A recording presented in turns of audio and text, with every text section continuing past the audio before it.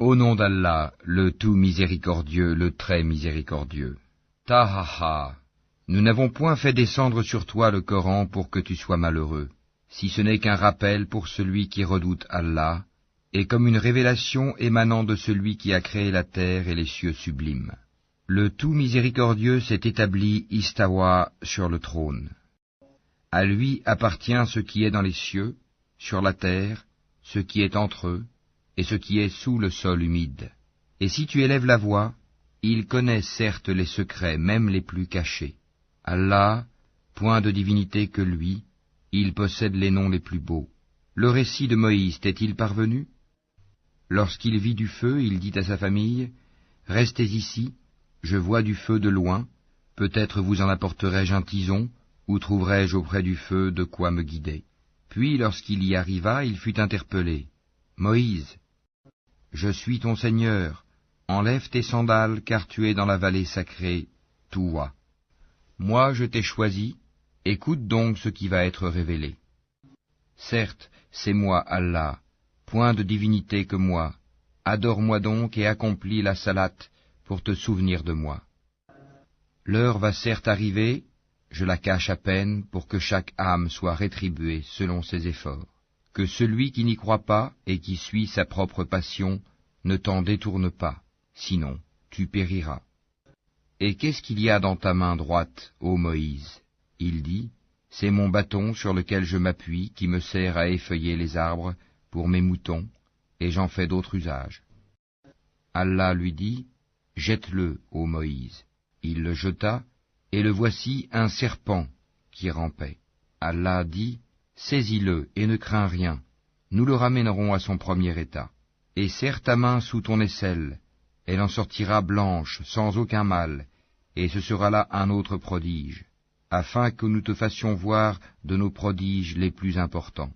Rends-toi auprès de Pharaon, car il a outrepassé toute limite. Moïse dit, Seigneur, ouvre ma poitrine, et facilite ma mission, et dénoue un nœud en ma langue, afin qu'il comprenne mes paroles, et assigne-moi un assistant de ma famille, Aaron mon frère, accrois par lui ma force, et associe-le à ma mission, afin que nous te glorifions beaucoup, et que nous t'invoquions beaucoup.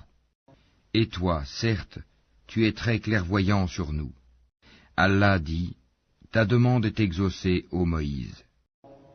Et nous t'avons déjà favorisé une première fois, lorsque nous révélâmes à ta mère ce qui fut révélé. Mets-le dans le coffret, puis jette celui-ci dans les flots, pour qu'ensuite le fleuve le lance sur la rive. Et j'ai répandu sur toi une affection de ma part, afin que tu sois élevé sous mon œil. Et voilà que ta sœur te suivait en marchant et disait, puis-je vous indiquer quelqu'un qui se chargera de lui? Ainsi nous te rapportâmes à ta mère, afin que son œil se réjouisse et qu'elle ne s'afflige plus. Tu tuas ensuite un individu, nous te sauvâmes des craintes qui t'oppressaient, et nous t'imposâmes plusieurs épreuves. Puis tu demeuras des années durant chez les habitants de Madian. Ensuite tu es venu, ô Moïse, conformément à un décret. Et je t'ai assigné à moi-même. Pars, toi et ton frère, avec mes prodiges, et ne négligez pas de m'invoquer. Allez vers Pharaon, il s'est vraiment rebellé. Puis parlez-lui gentiment, peut-être se rappellera-t-il, ou me craindra-t-il. Ils dirent, ô notre Seigneur, nous craignons qu'il ne nous maltraite indûment ou qu'il dépasse les limites. Il dit, ne craignez rien, je suis avec vous, j'entends et je vois. Allez donc chez lui, puis dites-lui, nous sommes tous deux les messagers de ton Seigneur, envoie donc les enfants d'Israël en notre compagnie et ne les châtie plus. Nous sommes venus à toi avec une preuve de la part de ton Seigneur, et que la paix soit sur quiconque suit le droit chemin. Il nous a été révélé que le châtiment est pour celui qui refuse d'avoir foi et qui tourne le dos. Alors Pharaon dit, qui donc est votre Seigneur, ô Moïse? Notre Seigneur, dit Moïse, est celui qui a donné à chaque chose sa propre nature, puis l'a dirigée. Qu'en est-il donc des générations anciennes, dit Pharaon? Moïse dit, la connaissance de leur sort est auprès de mon Seigneur dans un livre. Mon Seigneur ne commet ni erreur ni oubli. C'est lui qui vous a assigné la terre comme berceau, et vous y a tracé des chemins, et qui du ciel a fait descendre de l'eau avec laquelle nous faisons germer des couples de plantes de toutes sortes. Mangez et faites paître votre bétail. Voilà bien là des signes pour les doués d'intelligence. C'est d'elle, la terre, que nous vous avons créée, et en elle nous vous retournerons, et d'elle nous vous ferons sortir une fois encore.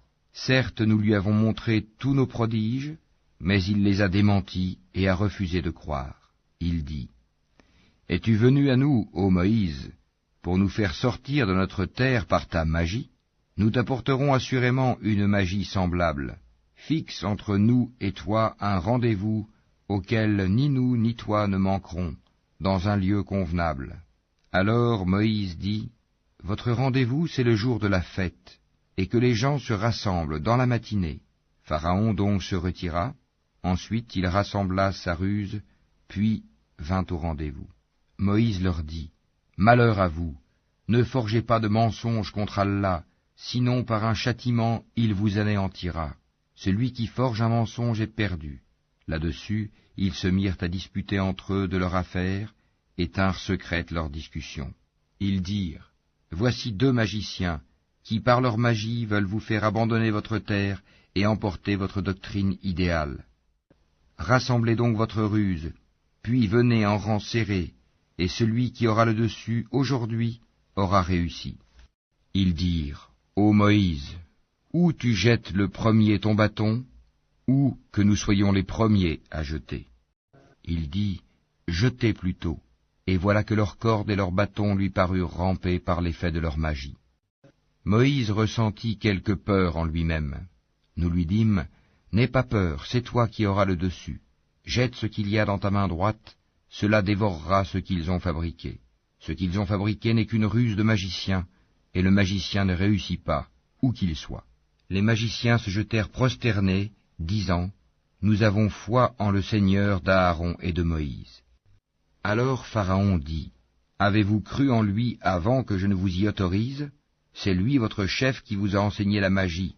Je vous ferai sûrement couper mains et jambes opposées, et vous ferai crucifier au tronc des palmiers, et vous saurez avec certitude qui de nous est plus fort en châtiment, et qui est le plus durable. Par celui qui nous a créés, dirent-ils, nous ne te préférerons jamais à ce qui nous est parvenu comme preuve évidente. Décrète donc ce que tu as à décréter, tes décrets ne touchent que cette présente vie. Nous croyons en notre Seigneur afin qu'il nous pardonne nos fautes ainsi que la magie à laquelle tu nous as contraints. Et Allah est meilleur et éternel. Quiconque vient en criminel à son Seigneur aura certes l'enfer où il ne meurt ni ne vit. Et quiconque vient auprès de lui en croyant, après avoir fait de bonnes œuvres, voilà donc ceux qui auront les plus hauts rangs. Les jardins du séjour éternel, sous lesquels coulent les ruisseaux, où ils demeureront éternellement, et voilà la récompense de ceux qui se purifient de la mécréance et des péchés. Nous révélâmes à Moïse, pars la nuit à la tête de mes serviteurs, puis trace-leur un passage à sec dans la mer, sans craindre une poursuite et sans éprouver aucune peur. Pharaon les poursuit avec ses armées, la mer les submergea bel et bien. Pharaon égara ainsi son peuple, et ne le mit pas sur le droit chemin. Ô enfants d'Israël, nous vous avons déjà délivrés de votre ennemi, et nous vous avons donné rendez-vous sur le flanc droit du mont, et nous avons fait descendre sur vous la manne et l'écaille. Mangez des bonnes choses que nous vous avons attribuées, et ne vous montrez pas ingrats, sinon ma colère s'abattra sur vous, et celui sur qui ma colère s'abat va sûrement vers l'abîme. Et je suis grand pardonneur à celui qui se repent, croit, fait bonne œuvre, puis se met sur le bon chemin. Pourquoi, Moïse, t'es-tu hâté de quitter ton peuple? Ils sont là sur mes traces, dit Moïse, et je me suis hâté vers toi, Seigneur, afin que tu sois satisfait. Allah dit, nous avons mis ton peuple à l'épreuve après ton départ, et le Samiri les a égarés. Moïse retourna donc vers son peuple, courroucé et chagriné. Il dit, ô mon peuple, votre Seigneur ne vous a-t-il pas déjà fait une belle promesse? L'alliance a-t-elle donc été trop longue pour vous? Ou avez-vous désiré que la colère de votre Seigneur s'abatte sur vous pour avoir trahi votre engagement envers moi? Ils dirent, « Ce n'est pas de notre propre gré que nous avons manqué à notre engagement envers toi, mais nous fûmes chargés de fardeaux d'ornement du peuple de Pharaon, nous les avons donc jetés sur le feu, tout comme le Samiri les a lancés. Puis il en a fait sortir pour eux un veau, un corps à mugissement, et ils ont dit, « C'est votre divinité et la divinité de Moïse. » Il a donc oublié. Quoi? Ne voyait-il pas que le veau ne leur rendait aucune parole, et qu'il ne possédait aucun moyen de leur nuire ou de leur faire du bien? Certes, Aaron leur avait bien dit auparavant, « Ô mon peuple, vous êtes tombés dans la tentation à cause du veau. Or c'est le tout miséricordieux qui est vraiment votre Seigneur.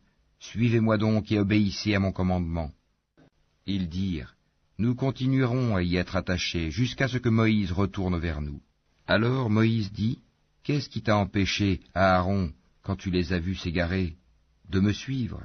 As-tu donc désobéi à mon commandement? » Aaron dit, « Ô fils de ma mère, ne me prends ni par la barbe ni par la tête. Je craignais que tu ne dises, tu as divisé les enfants d'Israël et tu n'as pas observé mes ordres. » Alors Moïse dit, « Quel a été ton dessein, ô Samiri? » Il dit, « J'ai vu ce qu'ils n'ont pas vu. J'ai donc pris une poignée de la trace de l'envoyé, puis je l'ai lancé. Voilà ce que mon âme m'a suggéré. » Va-t'en, dit Moïse. Dans la vie, tu auras à dire à tout le monde, « Ne me touchez pas, et il y aura pour toi un rendez-vous que tu ne pourras manquer. Regarde ta divinité que tu as adorée avec assiduité. Nous la brûlerons, certes, et ensuite nous disperserons sa cendre dans les flots. En vérité, votre seul Dieu est Allah, en dehors de qui il n'y a point de divinité. De sa science, il embrasse tout. C'est ainsi que nous te racontons les récits de ce qui s'est passé. C'est bien un rappel de notre part que nous t'avons apporté. Quiconque s'en détourne de ce Coran portera au jour de la résurrection un fardeau. Ils resteront éternellement dans cet état, et quel mauvais fardeau pour eux au jour de la résurrection. Le jour où l'on soufflera dans la trompe, ce jour-là, nous rassemblerons les criminels tout bleus de peur. Ils chuchoteront entre eux. Vous n'êtes restés là que 10 jours. Nous connaissons parfaitement ce qu'ils diront lorsque l'un d'entre eux, dont la conduite est exemplaire, dira « Vous n'êtes restés qu'1 jour ». Et il t'interroge au sujet des montagnes. Dis, mon Seigneur les dispersera comme la poussière, et les laissera comme une plaine dénudée, dans laquelle tu ne verras ni tortuosité ni dépression. Ce jour-là, ils suivront le convocateur sans tortuosité, et les voix baisseront devant le tout miséricordieux. Tu n'entendras alors qu'un chuchotement. Ce jour-là, l'intercession ne profitera qu'à celui auquel le tout miséricordieux aura donné sa permission et dont il agréera la parole. Il connaît ce qui est devant eux et ce qui est derrière eux, alors qu'eux-mêmes ne le cernent pas de leur science. Et les visages s'humilieront devant le vivant, celui qui subsiste par lui-même, Al-Qayyum, et malheureux sera celui qui se présentera devant lui, chargé d'une iniquité. Et quiconque aura fait de bonnes œuvres, tout en étant croyant, ne craindra ni injustice ni oppression. C'est ainsi que nous l'avons fait descendre, un Coran en langue arabe, et nous y avons multiplié les menaces, afin qu'ils deviennent pieux, ou qu'ils les incitent à s'exhorter. Que soit exalté Allah, le vrai souverain. Ne te hâte pas de réciter le Coran avant que ne te soit achevée sa révélation. Et dis, ô mon Seigneur, accrois mes connaissances. En effet, nous avons auparavant fait une recommandation à Adam, mais il oublia, et nous n'avons pas trouvé chez lui de résolution ferme. Et quand nous dîmes aux anges, prosternez-vous devant Adam, ils se prosternèrent, excepté Iblis, qui refusa. Alors nous dîmes, ô Adam, celui-là est vraiment un ennemi pour toi et ton épouse. Prenez garde qu'il vous fasse sortir du paradis, car alors tu seras malheureux, car tu n'y auras pas faim, ni ne seras nu, tu n'y auras pas soif, ni ne seras frappé par l'ardeur du soleil. Puis le diable le tenta en disant, « Ô Adam, t'indiquerai-je l'arbre de l'éternité et un royaume impérissable ?» Tous deux, Adam et Ève, en mangèrent.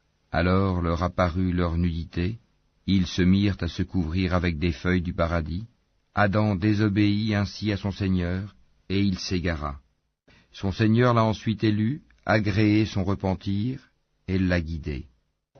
Il dit, « Descendez d'ici, Adam et Ève, vous serez tous, avec vos descendants, ennemis les uns des autres. Puis, si jamais un guide vous vient de ma part, quiconque suit mon guide ne s'égarera ni ne sera malheureux. Et quiconque se détourne de mon rappel mènera certes une vie pleine de gêne, et le jour de la résurrection, nous l'amènerons aveugle au rassemblement. Il dira, « Ô mon Seigneur, pourquoi m'as-tu amené aveugle alors qu'auparavant je voyais ?» Allah lui dira, « De même que nos signes enseignements t'étaient venus et que tu les as oubliés, ainsi aujourd'hui tu es oublié. » Ainsi sanctionnons-nous l'outrancier qui ne croit pas aux révélations de son Seigneur, et certes, le châtiment de l'au-delà est plus sévère et plus durable. Cela ne leur a-t-il pas servi de direction que nous ayons fait périr avant eux tant de générations dans les demeures desquelles ils marchent maintenant? Voilà bien là des leçons pour les doués d'intelligence. N'eût été un décret préalable de ton Seigneur, et aussi un terme déjà fixé, leur châtiment aurait été inévitable et immédiat. Supporte patiemment ce qu'ils disent et célèbre sa louange avant le lever du soleil, avant son coucher et pendant la nuit, et exalte sa gloire aux extrémités du jour. Peut-être auras-tu satisfaction. Et ne tends point tes yeux vers ceux dont nous avons donné jouissance temporaire à certains groupes d'entre eux, comme décor de la vie présente, afin de les éprouver par cela.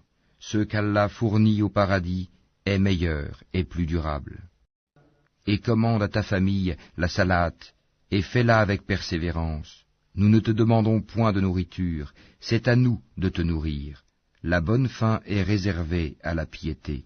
Et ils disent, pourquoi ne nous apporte-t-il pas un miracle de son Seigneur?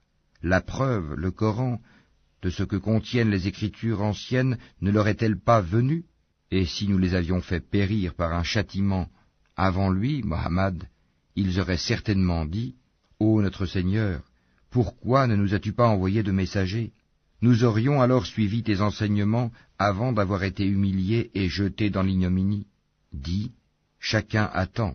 Attendez donc, vous saurez bientôt qui sont les gens du droit chemin et qui sont les bien guidés.